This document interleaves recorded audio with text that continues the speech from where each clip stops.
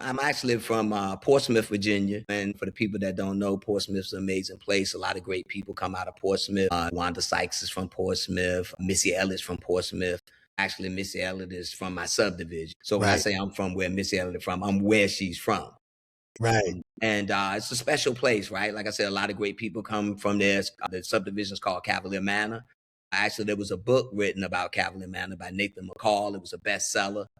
And one of the things that focused on was really the extremes of our neighborhood, right? It was a lot of people who were moving out of what you would call rough neighborhoods, but the parents were really progressive. So your parents, they were telling you, do your schoolwork. You got to get to college. My parents didn't get a chance to go to college, so they were always on us about that. But you had to be able to handle yourself, if you know what I mean. You know, the streets were mean. And so I got that dichotomy of living in both of those worlds. Really helps me a lot in my job because I need to know people.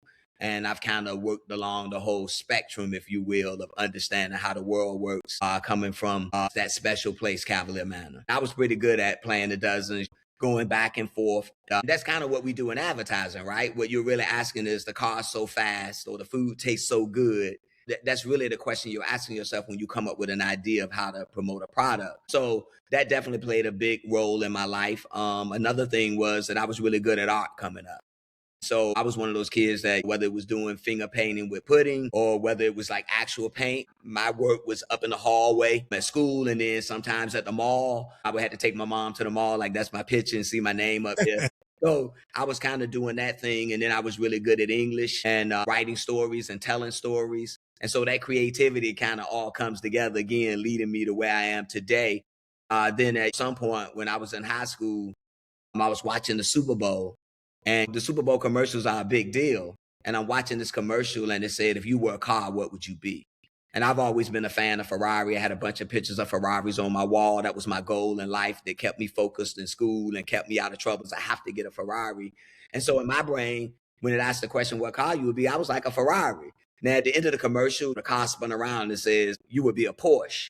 But what I said to myself in that moment was, oh man, I could do that, right? I can make up stuff. I could come up with ideas like that. That's what I'm going to do. And in that moment, I decided I would go work in advertising. I ended up attending Hampton University. I went there for 2 years studying marketing, again, which puts me on the client side and helps me understand marketing. But then I was talking to my guidance counselor and I was like, hey, I want to work in advertising. I want to do commercials. And she was like, well, you're at the wrong school. I was like, oh, I would work for Walmart or Burger King or McDonald's and I would do their commercials. Like, nah, it doesn't work that way. That's the brand side. You need to work in an advertising agency. You need to be studying like journalism and advertising. We don't have that here. And so I transferred to Norfolk State University where they had journalism and advertising. Again, those are two schools that operate differently and the price of the go there is very different. And so now I move over to Norfolk State. So I'm getting another experience over there and I'm learning about advertising. And then eventually I went down to the Portfolio Center in Atlanta. There's only about 5 schools that teach advertising, but Portfolio Center was the top one. Sort of like the Harvard of advertising. All they teach you is coming up with ideas. I was recruited to Leo Burnett in Chicago, which is one of the biggest advertising agencies in the world. Learned a lot there because I got to get on the big stage and do a lot of work. For me, it was simple. I just want to see one commercial on TV that I made, right? And so when I got my first commercial, just sitting back and watching TV and all of a sudden something pops up and it's something that you made, it was like I had won already, right? So for me out of there, it was like, okay, so the rest of it's gravy, right? That's what I set out to do and I done it. So that was very exciting. When I first started in the business and I noticed there was a lack of people like us, right? And I saw hip hop and the culture and how it impacted music and fashion and sports. And I was like, there's going to come a time when there's this world, the advertising agency or advertising industry needs to flip, right? Because you're going to need to understand that culture. And so I started thinking about what would be the perfect place to work at. And so every time I worked at a place, it was like what I liked about working at that place and what I didn't like, I would kind of scribble it on a napkin. And I started building a model for Contender. And one of the things is sometimes you're working and you're trying to explain your point of view and people really not giving the respect that it deserves.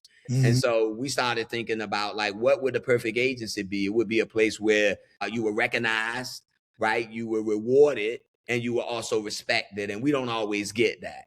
And so I set out to have a place where everybody would speak shorthand to each other. They would respect each other's opinions, because that's really how you get to great work, is through diversity of thought. And then also have a place where you would, again, where you could feel like you were part of the process and everybody respected you, made sure you got paid, because we live in America, make sure everybody got taken care of. And that's what we do at Contender. Walmart's one of our biggest clients. We've done a lot of great work there. I don't know if you saw the Love Jones commercial. We'll call it the sequel to Love Jones. That's a classic movie that had Nia Long and Lorenz Tate in it. And if you remember, at the end of that movie, they were standing in the rain trying to figure out whether they were going to stay together or not. And that's kind of how the movie ended, right? It ended on a cliffhanger. We did a commercial where a doorbell rings and the door opens and you see Nia Long. Your first thought is, oh yeah, so it's Nia Long they're using her, Walmart is. But then as she comes back in with the package, Lorenz Tate walks out, and then they have a daughter. And it's like, oh my God, they did stay together. Right? Like, oh, it's the future. And everybody went crazy. They started clamoring for Love Jones 2 on social. We're still looking at possibly making Love Jones 2. It's just a great way to connect with the culture, showing Black love and all this positivity, showing that they stayed together all this time. That was a great thing to do. We also did another thing for Walmart called the League of Black and Unlimited Dads. One of my favorite things I've done. It's one of my favorite spots. It was 4 minutes and 11 seconds. We created something on YouTube and it showed Black dads. I don't know if you remember when Oprah was talking about the research that showed that Black dads are even more involved with their kids, which really flies in the face of the stereotype. And so what we did is we had these dads animated, leaving what they were doing to go to the rescue of their kids. Very powerful. For me, it's one of my favorite things, especially because my mom loved that out of all the things that I've done. And then we work on Cheez-Its too. You may have seen some of the Cheez-It stuff that's running during the WNBA games and during the playoffs with your Knicks. It's Jimmy Butler teaching Cheese about basketball. Absolutely. Their characters. So we did that. That's pretty amazing. And then we just did some stuff for Dodge and Ram and Chrysler, some social media stuff that drove a lot of interest in that brand. We try to create an equal exchange. It's not just about the brand, it's also about the consumer. But there's a lot of culture vulture and stuff going on. We're there to make sure that when the brands engage the consumer gets just as much. And we're expanding the storytelling universe and we're showing some more interesting things, and that the people feel like, oh, you really know me and you get me, versus people keep saying the same thing over and over again in advertising. We like to find unexpected ways. We call it purposeful disruption. It's a way to get in there and give you something unexpected or a new mix to what you're doing, so it feels like the brands are part of the culture.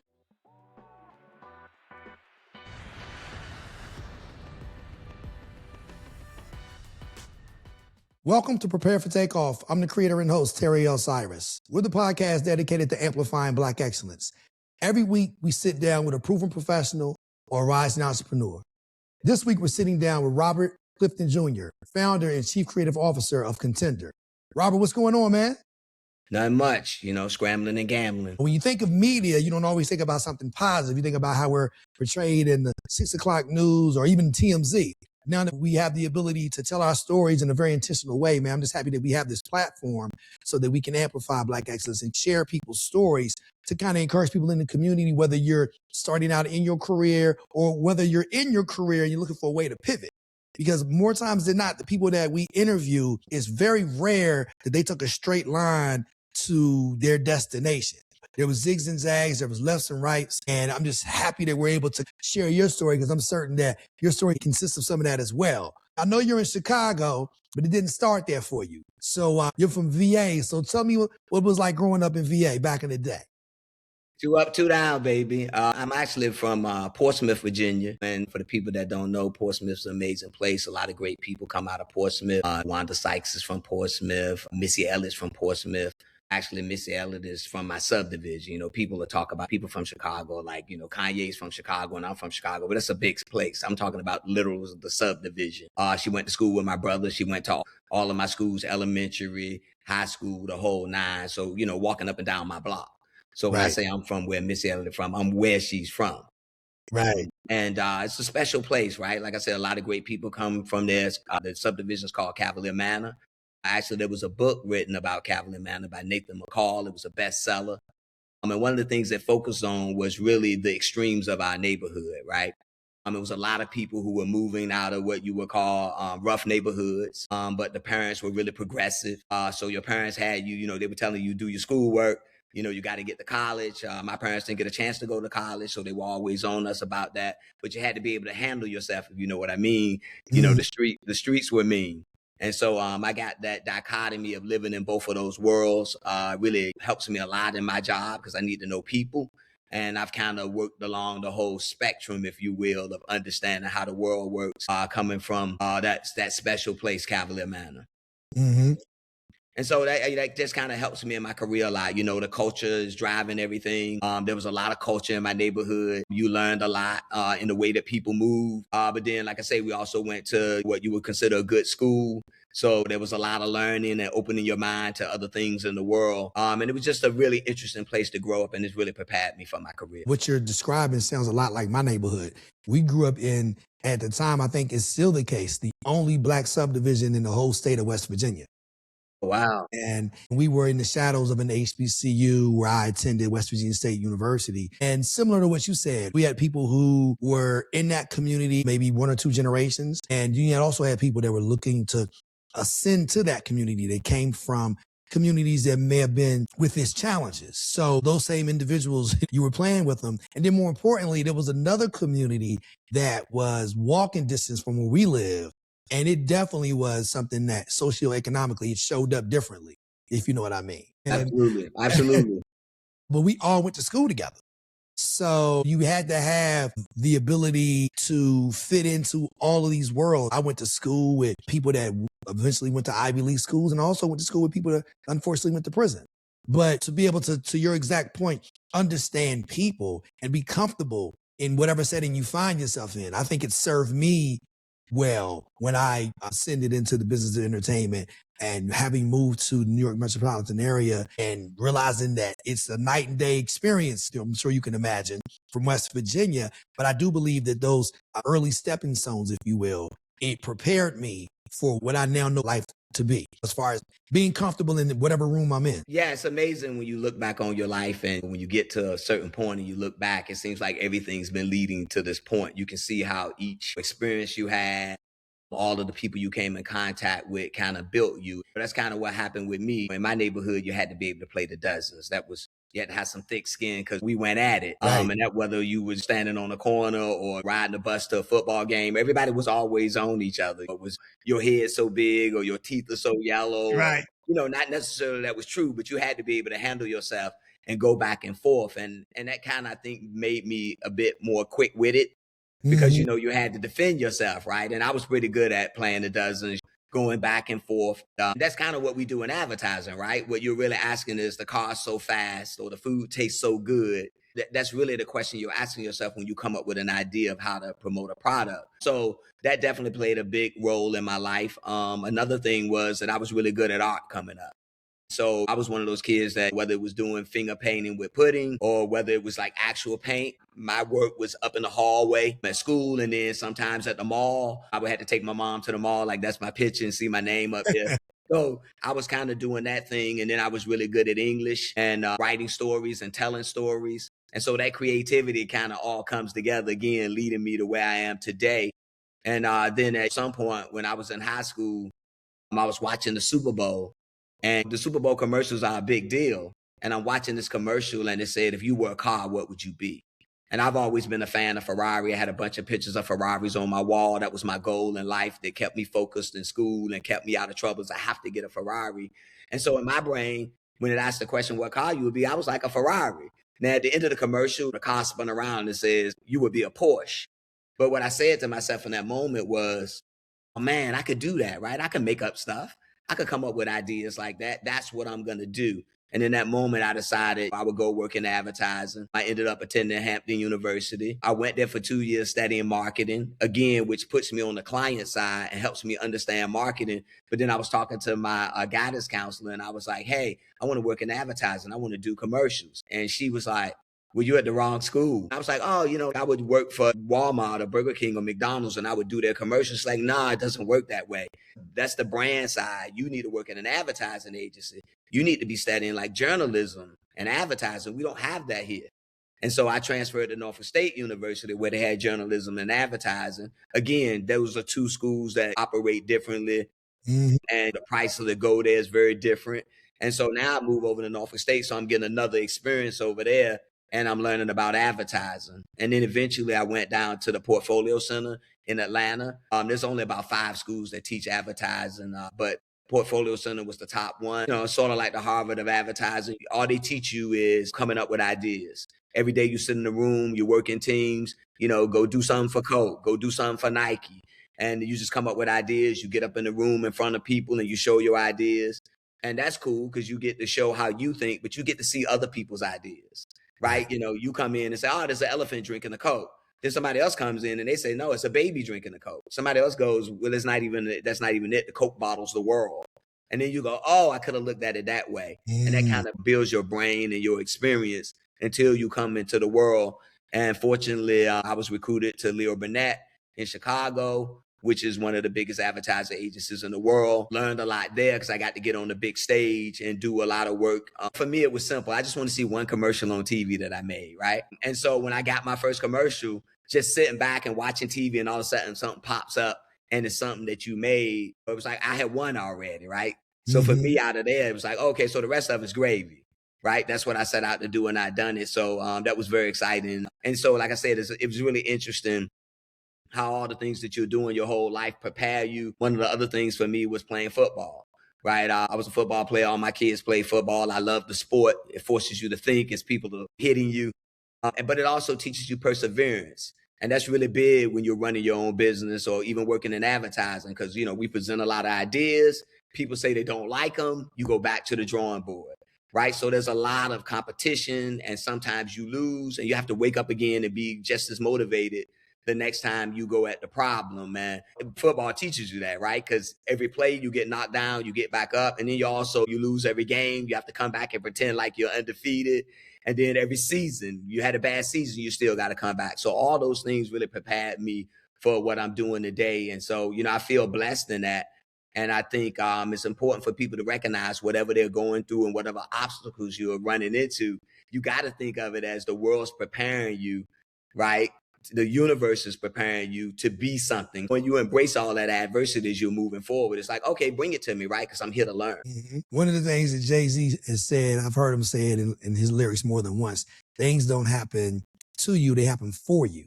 I'm going to be even more spiritual as it relates to kind of how I see things. I believe that God, to your exact point, he allows us to experience certain things because we have all of these gifts and the things that we experience, it helps us tap into what those gifts consist of. For you, playing the dozens prompted you to have a thick skin. Playing football taught you how to persevere. And then having the success that you had at an early age artistically made you feel as though whatever I put my mind to, I can do it.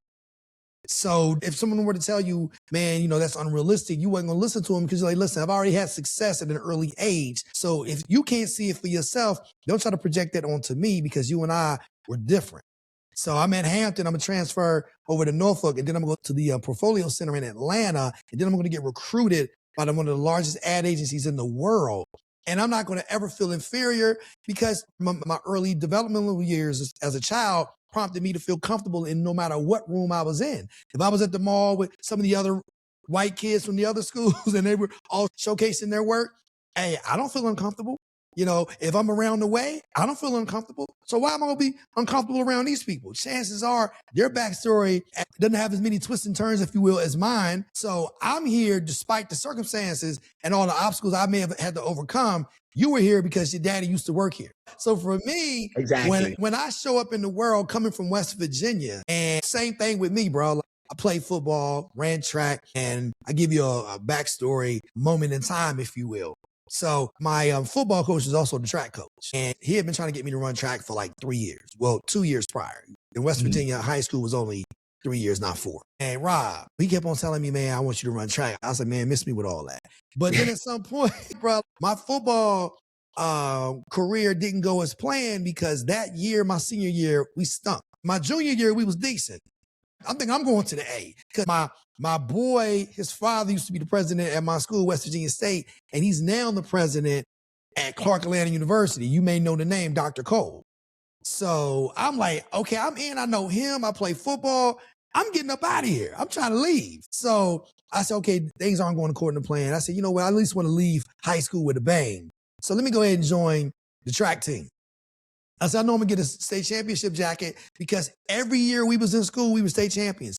Every year my brother was in school, we were state champions. We were real nice. Y'all got So I was, yeah, we was nice with it. So as they talk about KD and are you on the bus or are you driving the bus? Bro, I was just trying to get on the bus. Well, Rob, here's the deal. And this is what kind of set me up to believe that anything is possible. Prior to that point, you could have possibly talked me out of something. Who knows? But my boy was a 2-time state 100-meter dash champion.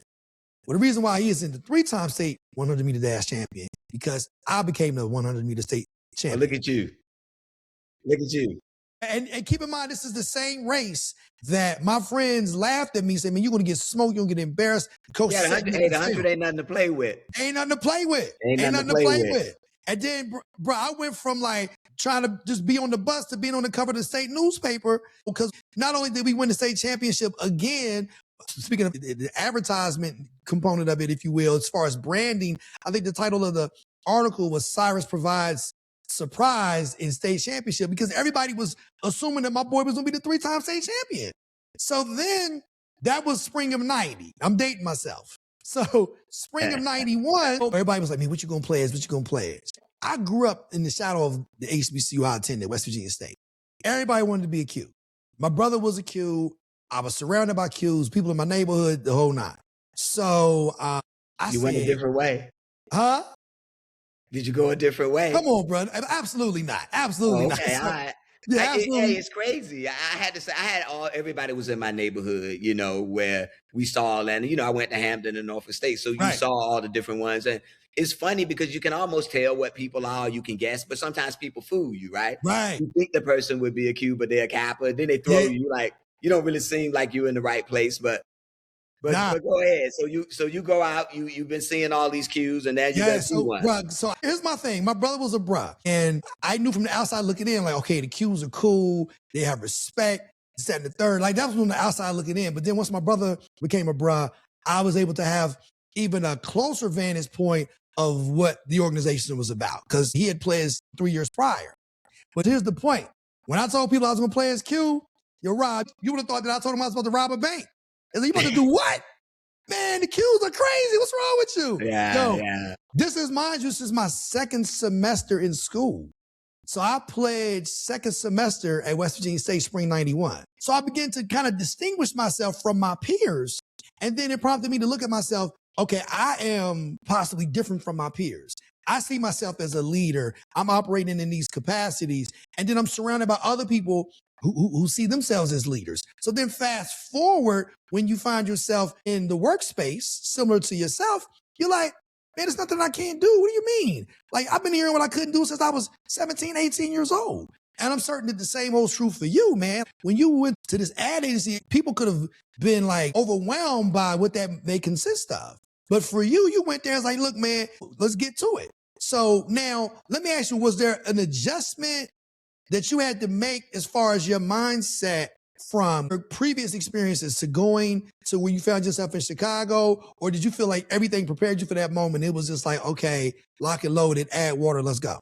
I would say that it wasn't that I felt out of place, but in this business, there are not a lot of people who look like us, right? It's, it's like Hollywood is still, has a lack of diversity. So when I came into space, there was just a few Black people there, right? And they took me in and kind of showed me the ropes, because you need that kind of cover of people to help you understand how things move.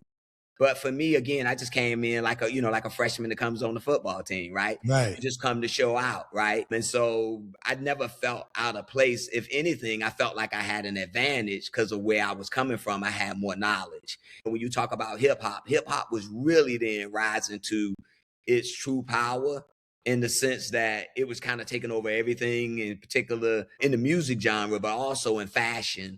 Right. And in sports. And so when I came, I brought that with me, and I was one of the first people to use hip hop for a Fortune 500 company. Right. And even when I presented, people were like, what are you talking about? Like, I don't understand what they're saying. I don't know what this is. And I had to say to an executive, this is what your kids are playing in the east wing of your house.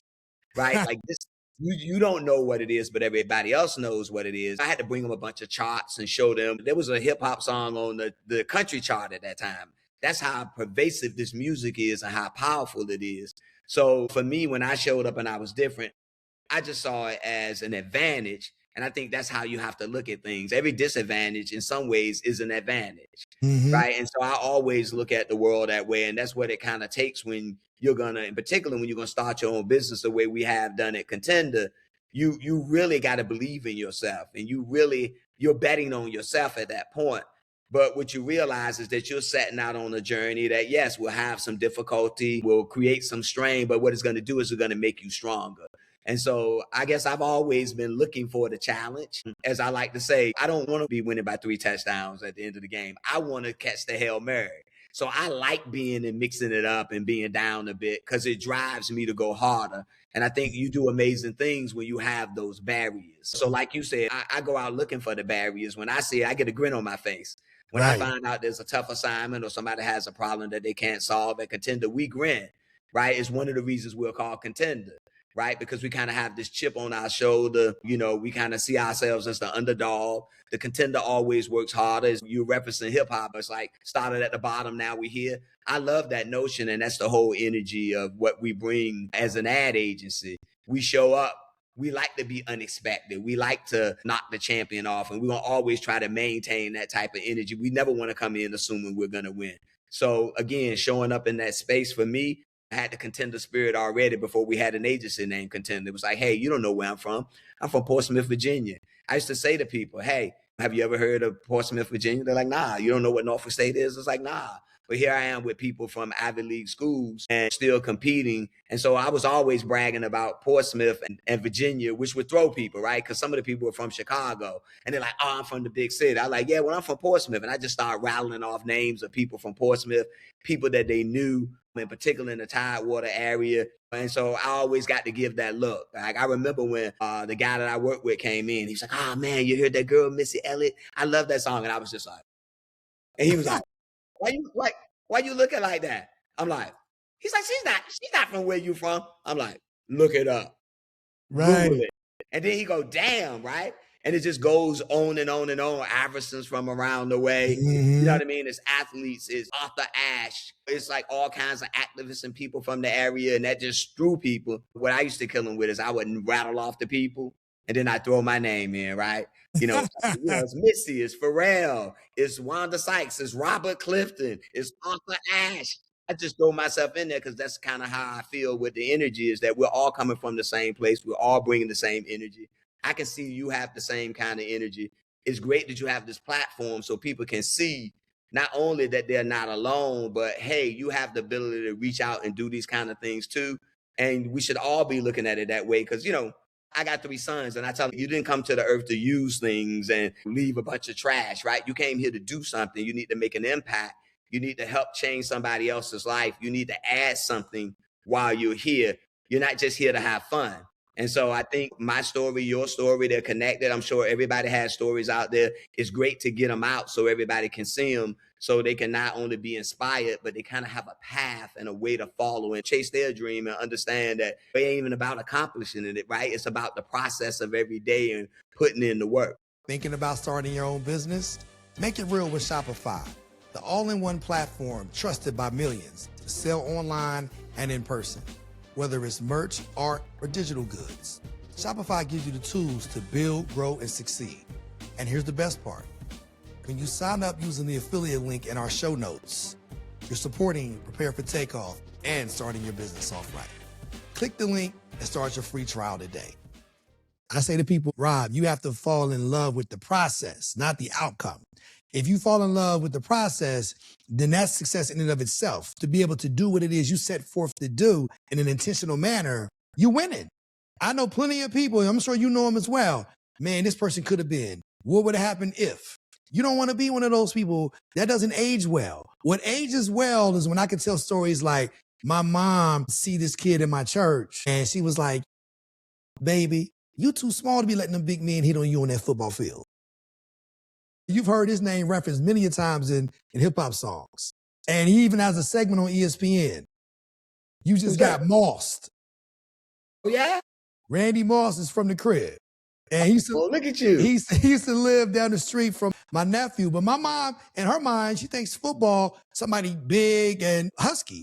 But Randy was tall and slim. So she didn't make the correlation. I'll give you another example. We used to, as you said, playing the dozens, we would always talk about people. If you was driving something that looked a little suspect, we was clowning you. So it was this dude that used to drive this bucket in the neighborhood. Don't take this out of context. But like West Virginia, similar to California. That's what I said. When I say California, West Virginia, people are like, wait a minute, slow down. Yeah, you help me. Take me. Yeah. Help me. Take me there. I'm going to make the correlation. Here we go. So in West Virginia, similar to California, this is the only similarity, I'm sure. But in Cali, the nicer houses are where? Up in the hills. In the valley, which is where I live, the Kanawha Valley to be exact, that is the greater Charleston metropolitan area.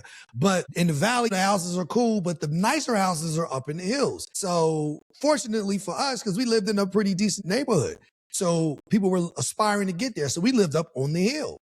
But the bus let you off at the bottom of the hill. So the houses, when you first got off the bus, they could be a little dicey, right? So it was this one person, he lived at the foot of the hill, and he had a bucket. And he had a brown bucket, and his bumper was in need of repair, but obviously he didn't have the resources to repair it. So what did he do, Rob? He held that joint up with a rope. Oh. So of course, every time we see this car, we was clowning him. Yeah, he had the rope, we was clowning him. We didn't know who was driving that car. Rob, you know who was driving that car? TD Jakes. Come on, man. Bro, we play the same game, bro. Like when people think of West Virginia, and I'm even able to do it on another level because people do associate people of color with the Tidewater region. In fact, it's one of the top African-American markets in the country, because there's a lot of us there. In West Virginia, you don't think of us. But then that's when I get them. Yeah, that's crazy, man. Yeah, that's when I get them. And then check this out, Rob. I'm going to step it up even further. Then check this out. It's going to be 3 now. It's going to be 3. It's going to be 3. So here we go. So now I say to people, oh man, black people in West Virginia, or the black people in West Virginia. I said, let me ask you a question. Do you celebrate Black History Month? Absolutely. I said, well, Black History started out as Black History Week. He said, yeah, I understand that. And then it became Black History Month. Well, you want to know who the architect of Black History Week, which became Black History Month? He used to be the dean at my school. He's my fraternity brother, Carter G. Woodson. Man, you just dropping gems out here. Bruh, come on, man. I gotta get it. I gotta get in my book and find something else. I feel like we're having a competition, baby. But to your point, when 2 things, when people are doubting you, but then you also know the greatness that comes from where you come from, it prompts you to walk in that room with a level of purpose and a level of being intentional about what it is you're looking to accomplish. And I'm certain that the same holds true for you. Despite you having the success you had at all of the agencies you worked at, what prompted you to say, I want to build and create my own shop? Yeah, part of it started a long time ago. Honestly, it was 25 years ago when I first started in the business, and I noticed there was a lack of people like us, right? And I saw hip hop and the culture and how it impacted music and fashion and sports. And I was like, there's going to come a time when there's this world, the advertising agency or advertising industry needs to flip, right? Because you're going to need to understand that culture. And so I started thinking about what would be the perfect place to work at. And so every time I worked at a place, it was like what I liked about working at that place and what I didn't like, I would kind of scribble it on a napkin. And I started building a model for Contender. And one of the things is sometimes you're working and you're trying to explain your point of view and people really not giving the respect that it deserves. Mm-hmm. And so we started thinking about like, what would the perfect agency be? It would be a place where you were recognized, right? You were rewarded and you were also respected. And we don't always get that. And so I set out to have a place where everybody would speak shorthand to each other. They would respect each other's opinions, because that's really how you get to great work, is through diversity of thought. And then also have a place where you would, again, where you could feel like you were part of the process and everybody respected you, made sure you got paid, because we live in America, make sure everybody got taken care of. And that's what we do at Contender. We're a family. We get into it. We call it mental sparring as we go back and forth. But everybody respects everybody's opinion, and that's how we come to great ideas and help clients drive their business. That's great. And I know you're out there doing great work, man. I'm sure our viewers and listeners, they're anxiously waiting to allow you to unpack some of the work you've done and some of the brands you've worked with. Walmart's one of our biggest clients. We've done a lot of great work there. I don't know if you saw the Love Jones commercial. We'll call it the sequel to Love Jones. That's a classic movie that had Nia Long and Lorenz Tate in it. And if you remember at the end of that movie, they were standing in the rain trying to figure out whether they were going to stay together or not. And that's kind of how the movie ended, right? It ended on a cliffhanger. We did a commercial where a doorbell rings and the door opens and you see Nia Long. And your first thought is, oh, yeah, so it's Nia Long they're using her, Walmart is. But then as she comes back in with the package, Lorenz Tate walks out and then they have a daughter. And it's like, oh, my God, they did stay together. Right? Like, oh, it's the future. And everybody went crazy. They started clamoring for Love Jones 2 on social. We're still looking at possibly making Love Jones 2. It's just a great way to connect with the culture, showing Black love and all this positivity, showing that they stayed together all this time. That was a great thing to do. We also did another thing for Walmart called the League of Black and Unlimited Dads. One of my favorite things I've done. It's one of my favorite spots. It was 4 minutes and 11 seconds. We created something on YouTube and it showed Black dads. I don't know if you remember when Oprah was talking about the research that showed that Black dads are even more involved with their kids, which really flies in the face of the stereotype. And so what we did is we had these dads animated, leaving what they were doing to go to the rescue of their kids. Very powerful. For me, is one of my favorite things, especially because my mom loved that out of all the things that I've done. And then we work on Cheez-Its too. You may have seen some of the Cheez-It stuff that's running during the WNBA games and during the playoffs with your Knicks. It's Jimmy Butler teaching Cheese about basketball. Absolutely. Their characters. So we did that. That's pretty amazing. And then we just did some stuff for Dodge and Ram and Chrysler, some social media stuff that drove a lot of interest in that brand. So we're working with lots of different people. Kellogg's, we did a thing with Jid. Rapper, you talk about hip hop a lot, where we put him with we remade the Hey Tony song. I don't know if you remember that. Hey Tony, I like the things you do. You remember that? Right. Yeah, he remade that song. So we took the jingle and made it a single that people went crazy for that. And that's one of the things we try to do. Like when we're doing work, we try to create an equal exchange. It's not just about the brand, it's also about the consumer. But there's a lot of culture vulture and stuff going on. We're there to make sure that when the brands engage the consumer gets just as much, and we're expanding the storytelling universe and we're showing some more interesting things, and that the people feel like, oh, you really know me and you get me, versus people keep saying the same thing over and over again in advertising. We like to find unexpected ways. We call it purposeful disruption. It's a way to get in there and give you something unexpected or a new mix to what you're doing, so it feels like the brands are part of the culture. So we're working with a lot of different brands. So they come to us and they say, hey, I'm struggling on how to figure out an intersection between my brand and the consumer. And we have a lot of great people who are from and for the culture. And that's special because we care about it. Right. So we're not just using it and we're not on the outside. We're living it every day. Here in my kitchen at the table, I'm sitting around the table with my kids. They're out in the world. You're in the barbershop. You're at different games. You're at different places. All of my people are out hanging out, whether that be in the club or just moving up and down any given block. So we have firsthand, right? We call it cultural proximity, right? We're there, we see it, we're living it, and then we can bring that back and figure out how to connect brands to consumers. And that's just that's our advantage that we bring to the table. And that's what I wanted to build when I built the agency, right? It's very powerful. And I think being able to tap all of that for brands is where we bring something really special to the table that not many agencies can do. What I like to say when we engage brands in a similar but different capacity is, I can come downtown, but you can't necessarily come uptown. But you can come uptown with me. It's code switching. It's also, you have to though, right? It's not just that you can, you live in a larger world and it impacts you in a special way. And so therefore you have to be able to code switch and understand how all those things work. And so again, that's the thing that's probably a challenge.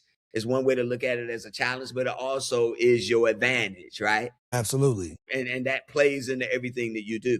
Mm-hmm. I unpack it even further in saying, because the reality of it is this: if you come to certain communities and you're seen as an outsider, then you're going to stick out like a sore thumb, and they're going to see you as an opportunity. They're going to try to run your pockets.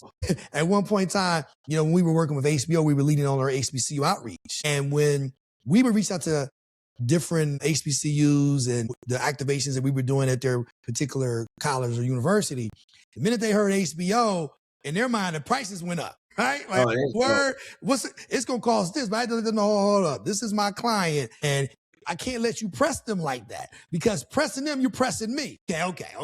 Well, yeah, also you're looking at it for the long term. You want to keep the clients and the brands coming back because that benefits the community, right? That's investment, right? And that's when, like with us, we're making sure we're using directors from the community, producers from the community, editors, artists, the people that are in the activations that we do.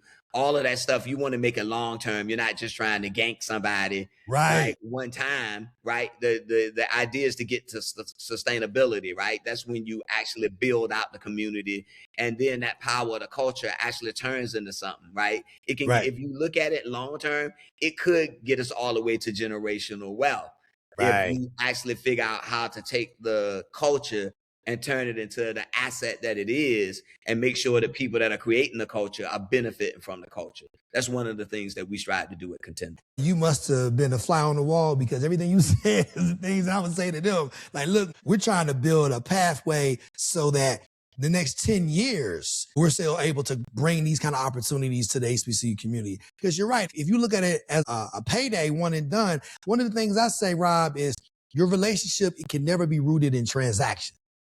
It has to be rooted in something that's mutually beneficial.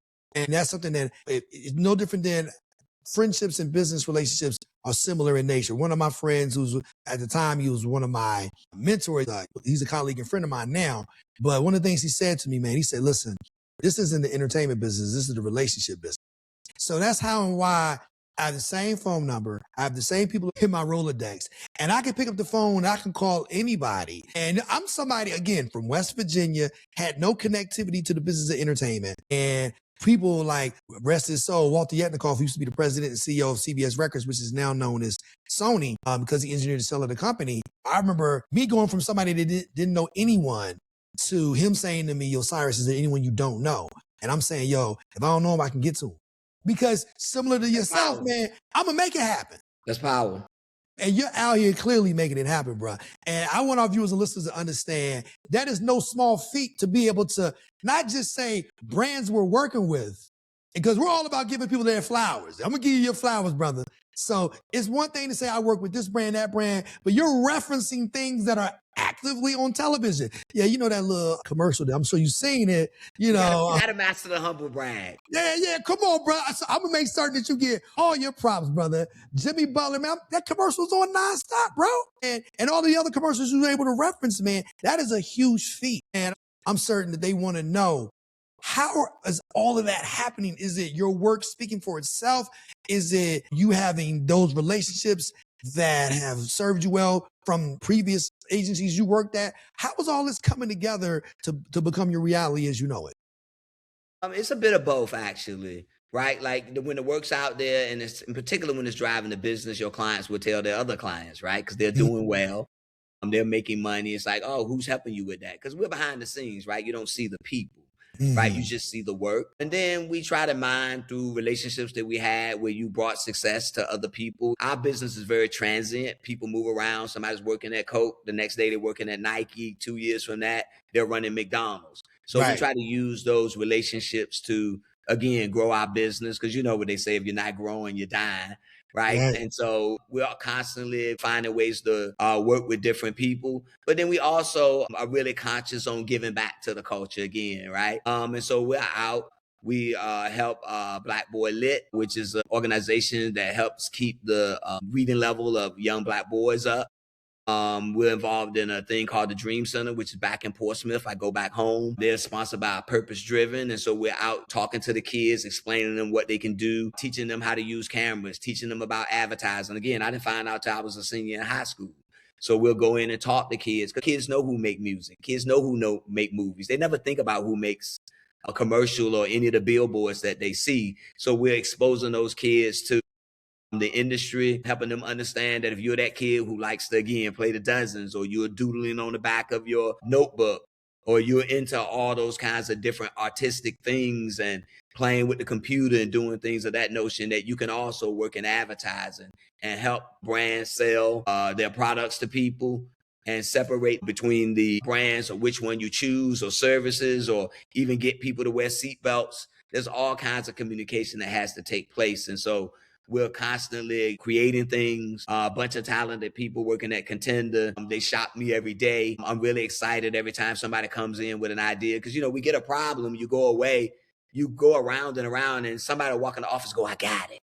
Right? Here's what we're going to do. Right? Because you're making things too. The maker thing is always exciting when you see the answer to the question, especially if you've been looking for it for a long time. And somebody says, I got it. I was in the shower this morning. It came to me. Here's what we're going to do. We're going to put Jimmy Butler with the cheese, and he's going to take him around. He doesn't understand advertising. He's going to take him to the barbershop. He's going to take him to the court. You're like, that's it. Then you go make it and bring it to fruition.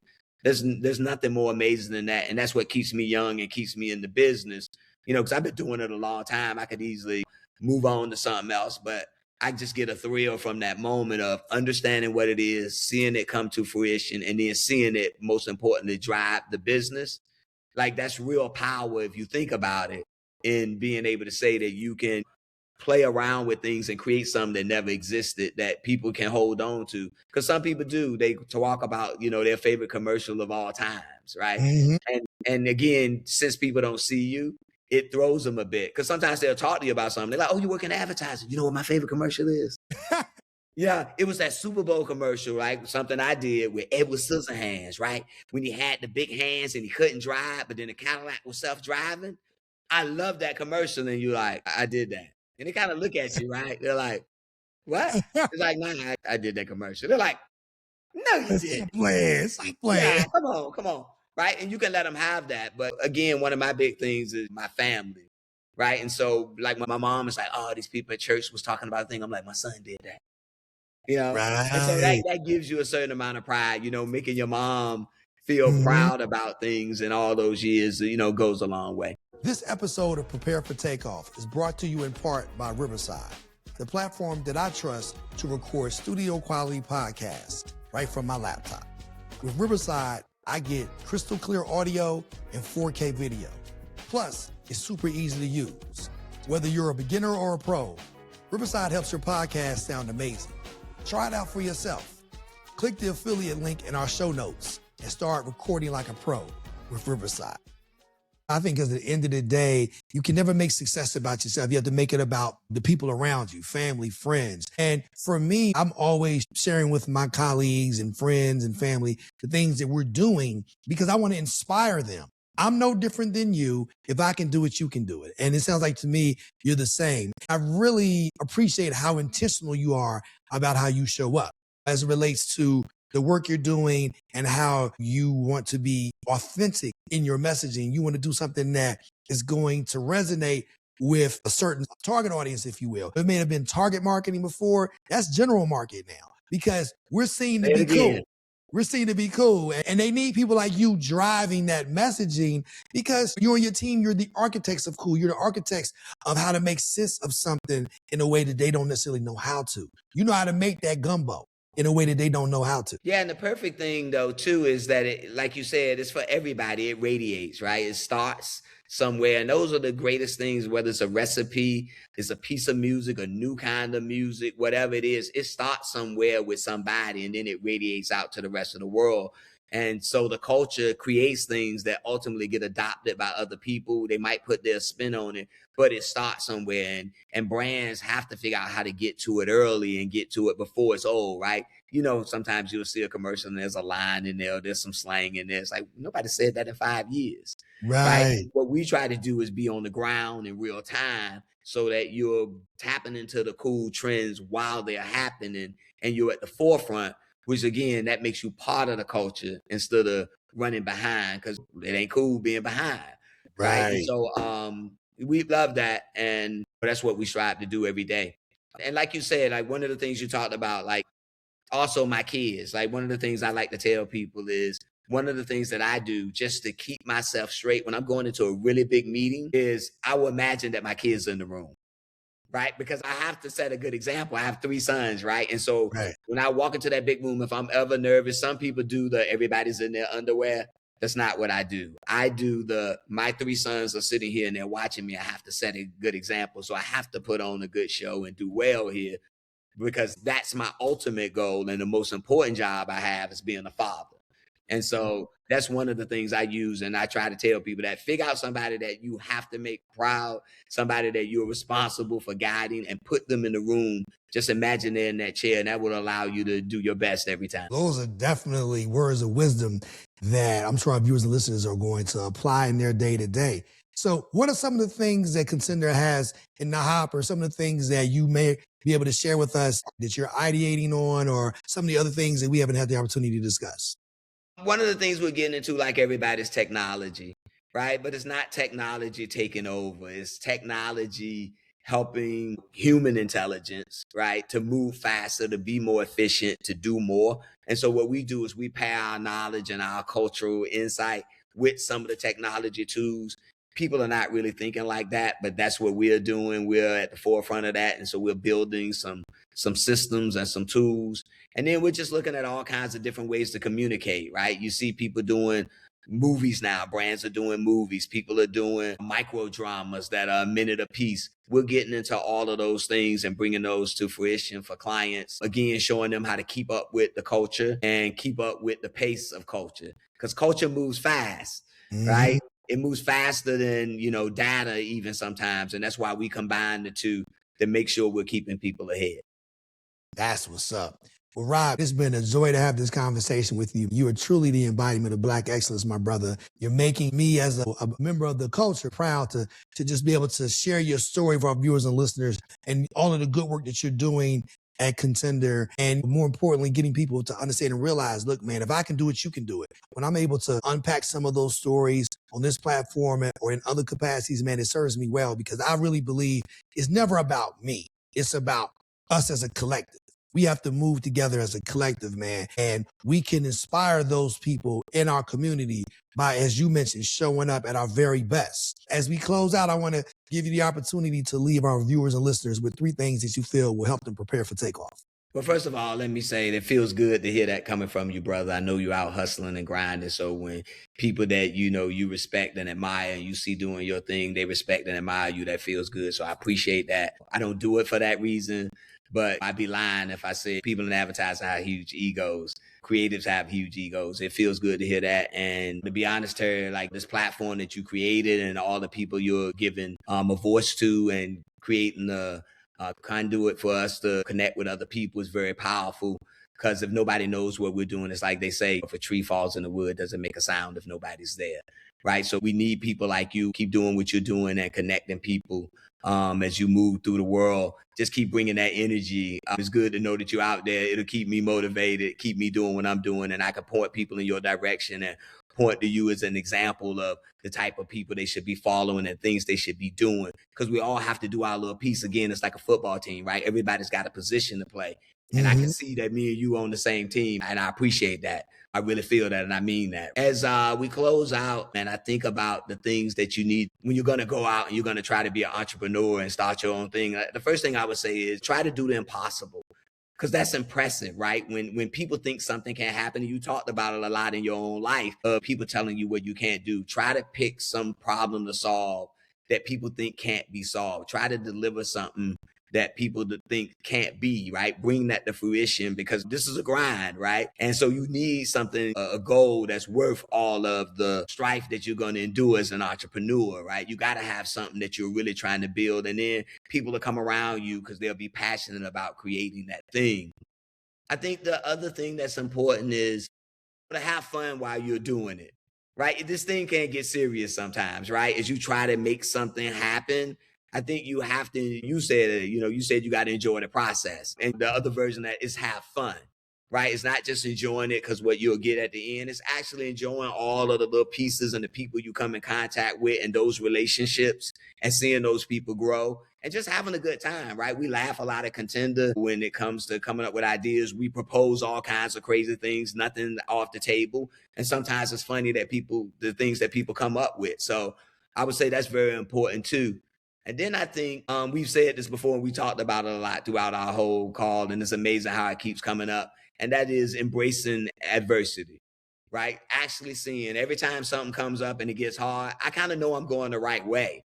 When I see barriers getting thrown up, I know I'm going the right way. The things that are easy, I tell my kids this, the things that are easy, they usually don't lead anywhere. So when you don't Mhm. see resistance and you don't feel like you're doing anything, like it's like anybody could do it, right? So go do something that feels like it's hard, right? And then along the way, every time that adversity comes up, you just jump on it and you solve it. It's like that's what life is like. That's what a movie is like, right? A character starts and then they just keep having these barriers until they're triumphant in the end. And your life should be movie worthy, right? You're the main character. So, embrace all that and go have a good time and realize that when it's all said and done, it should feel like a bit of a journey. And you never see anybody sitting on a talk show talking about, oh, I did this, I did this, I did this, I did this, and it all worked out. No, they're telling you, oh, then this happened, then that happened, then that Mhm. happened. And I kept coming back. So you just kind of, you got to stick at it and embrace that adversity and just keep going. Those was gems, man. Very well said. Things that I subscribe to myself. That's why I'm always talking about the importance of pursuing your passion. Because if you're passionate about something, and as I mentioned, it ultimately leads you to your purpose. But if you're passionate about something, you won't be easily discouraged when those setbacks come your way. If you're chasing the bag and the bag don't come fast enough, you're like, well, I don't love what I'm doing anyway. I'm only doing this for the outcome. Where's my trophy? Where's my bag? It's not here yet. But like you said, you may work on something that may take a year or two to come to fruition, but you're not discouraged because you realize that's part of the process. And more importantly, you're probably going to be even more encouraged because you're like, man, we must be working on something huge because look at all of the barriers that are coming our way. Look at all of the no's we're hearing, but that's putting us in a position to get it just right. So when we create it and we bring it to market, what is it? It's the Cheez-It commercial. And on top of it, you got a story to tell. And you got a story to tell. Speaking of stories to tell, you have a great story, and I'm certain that our viewers and listeners are going to continue to tap in and get more insight and just be able to watch your journey as you continue to ascend. So how can people see your journey, tap in with you, whether on social media, your website, whatever you feel comfortable with sharing? Yeah, our website is teamcontender.com. You can go there. We are constantly updating, showing the work we do, talking about the process, and just sharing general news about the industry. So it's a great source of information. And then you can follow us on Instagram at teamcontender _. And so there again, we're posting some of the things we're doing in the community. We're also talking about our latest work when we win awards and, opportunities at Contender. And we're always interested in partnering with people, whether that be brands in order to help them drive their business, or partnering with people who are out in the community serving the culture. And so we look forward to connecting with everybody. Contender's going to keep doing what it's doing. I want everybody out there in the culture to keep doing what they're doing, and we'll meet somewhere and we'll just keep pushing each other up. Rob, I want to thank you for spending so much time with us. And I also want to thank our viewers and listeners, whether you're watching this on YouTube or you're watching this on Spotify, or you're listening to us on Amazon Music, Apple Podcasts, Audible, iHeart, or Pandora. As you know, every week we're going to continue to bring you proven professionals or rising entrepreneurs. And all of these conversations, just like this one, will help you prepare for takeoff. Rob, thanks for joining us, my brother. Thank you, sir.